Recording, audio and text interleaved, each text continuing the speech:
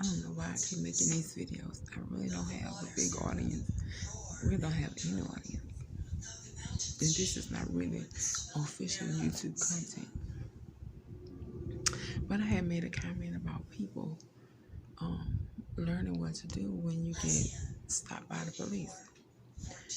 Well, one thing I wanted to make a comment on is the difference between suspicion and probable cause. You can, stop somebody and be suspicious that they might be, have something illegal going on. But if you don't see something like a weapon on the seat or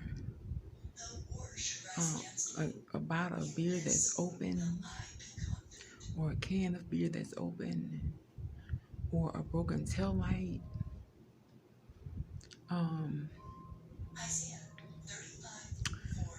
those things are probable cause for potential illegal activity and a reason for arrest. But just somebody that's driving somewhere that may look, strange, you have to have a little bit more of a reason to actually arrest someone.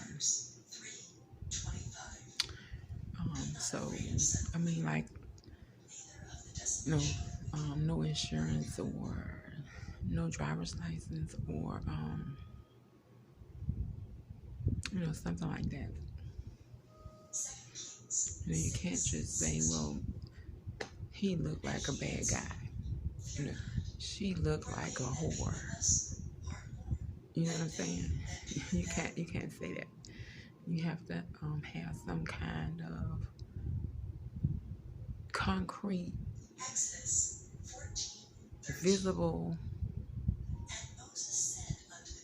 tangible evidence that a crime or something illegal has taken place before. So if you get stopped and he asks for your license and your insurance and your registration, he's gonna go and run it and see if you have any warrants or anything. If not, he's gonna return it, and basically you're on your way.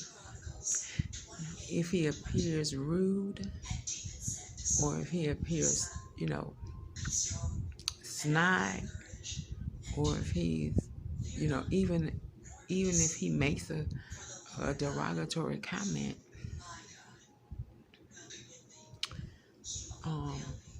I would avoid allowing that situation to escalate if I could. I would try to avoid allowing that situation to escalate, and I would be on my way. So then, do you know what you're talking about? I have, my license is currently suspended. I have 5 tickets.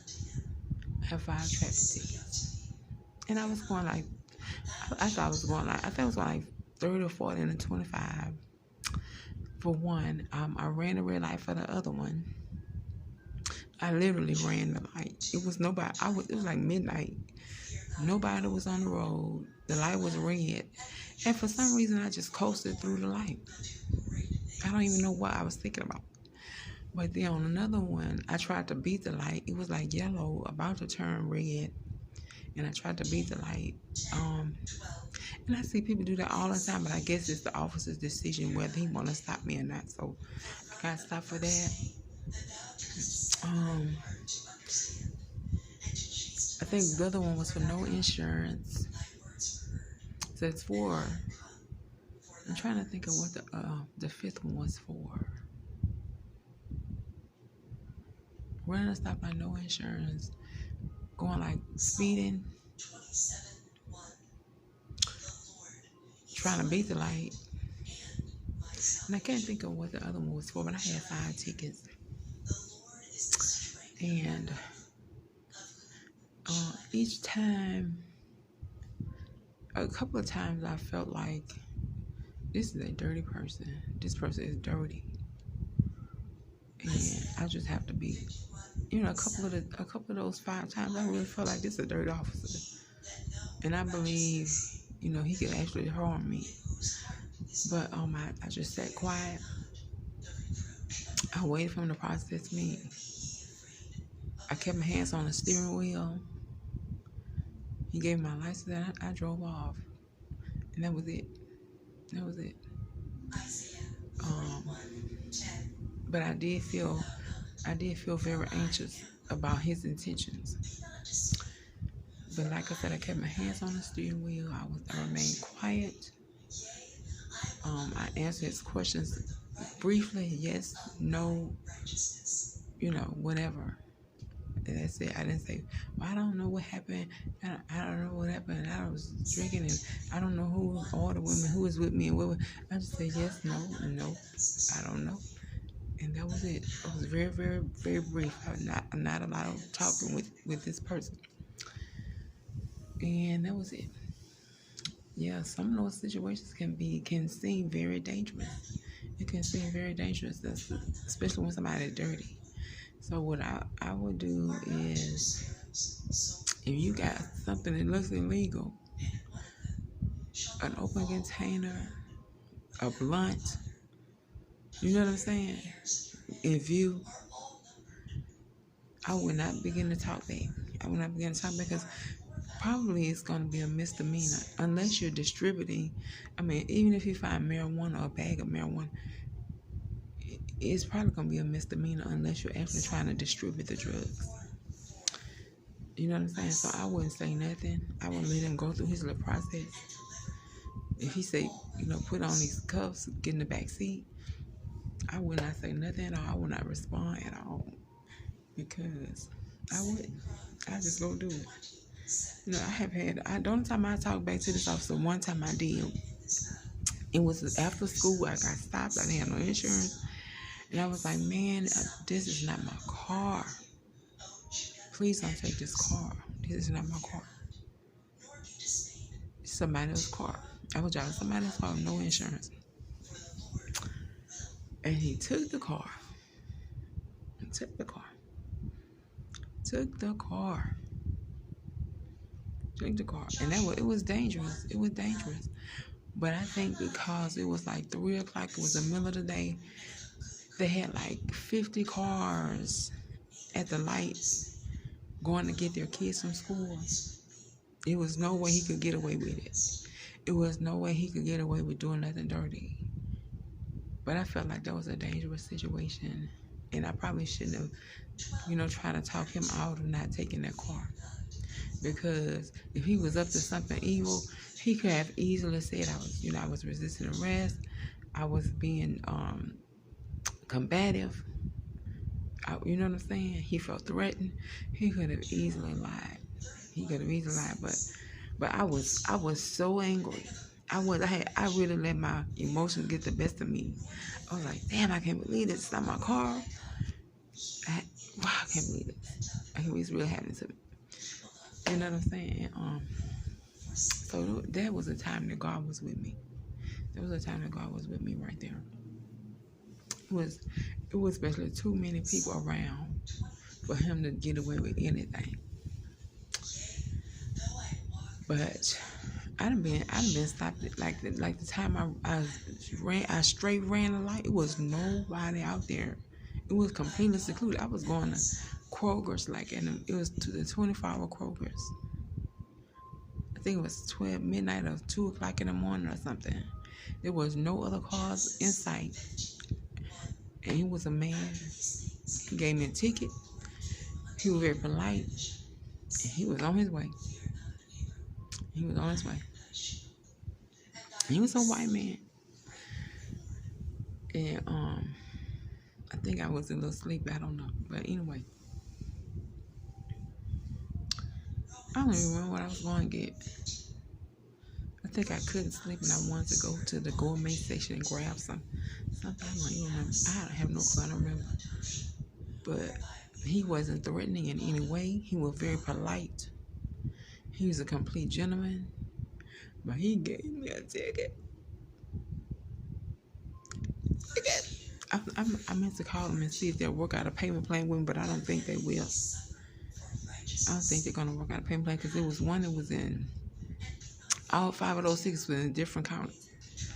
All 5 of those 6 were in different counties. City of Decatur, City of Decatur, City of Avondale.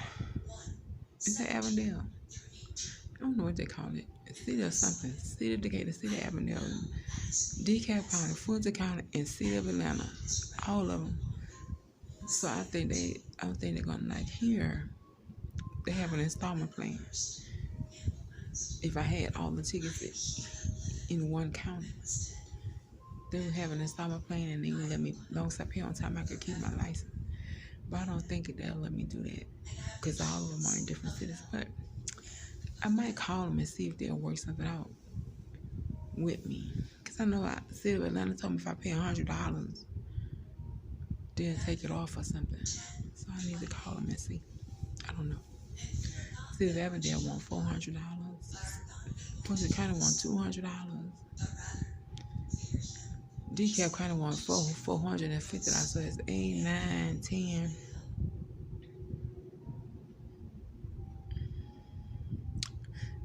I think the City of Decatur want $200 or something like that. But they may work something out with me. I'm gonna call. Anyway, yeah. I think having a definite procedure and teaching people the procedure when you are stopped by the police, because he had a right to stop you on suspicion of almost anything. You know what I'm saying? But I mean, he could be, if you can prove it's racial profiling, then you probably could sue, you know, maybe get monetary damages and get him, you know, demoted or fired if you can prove it. But you can stop anybody for any reason. Suspicion, you just have to, you know, then he can look and see if he sees something that looks illegal. And if he doesn't, he have to return your license and your insurance and your registration, and you're on your way. You know, but if you do have something illegal going on, I would definitely go ahead and cooperate, because it could be a misdemeanor. It could be a misdemeanor charge. You could be at home. I know one time I was kept in jail overnight, and I couldn't believe it. But they let me go. The next day, I went to court, and I think they made me volunteer or something. But I think I was set up by the devil. This man, I moved into these new apartments and had this crazy man walk up and down the street every time I would leave out my apartment. And I said, I'm going to stab him. So I put my butcher knife in my purse. I said, the minute he said something to me, child, he didn't even come outside that day. So I got to where I was going, and some girls was there, and I have no idea what they was trying to fight me for, but they just all came in this big group of girls trying to fight me. I pulled my knife out my purse. Police took me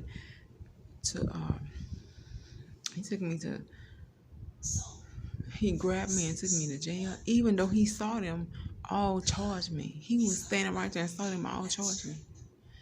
Took me to jail because I had a knife.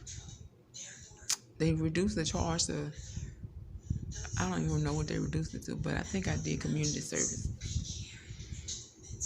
And that was it. But the mistake was they probably would have tried to charge me with more than that.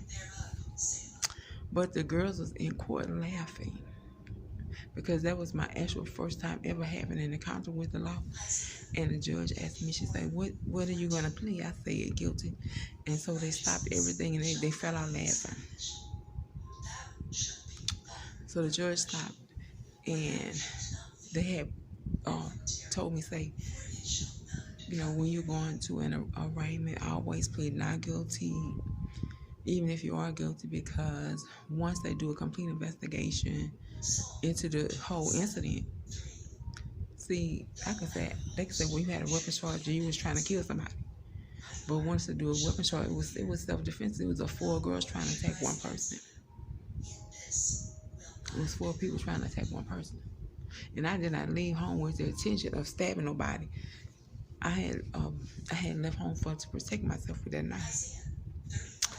So they, you know, say plead not guilty. So I pleaded not guilty, and they gave me like a misdemeanor, and I had to do community service for that. That was a crazy thing. It was just like a crazy thing out of the blue that happened. It was a crazy thing out of the blue that happened. Because I never leave home with a weapon. I never intended to fight nobody. They just came charging at me, all 4 girls for no reason. But I was gonna slice their ass up.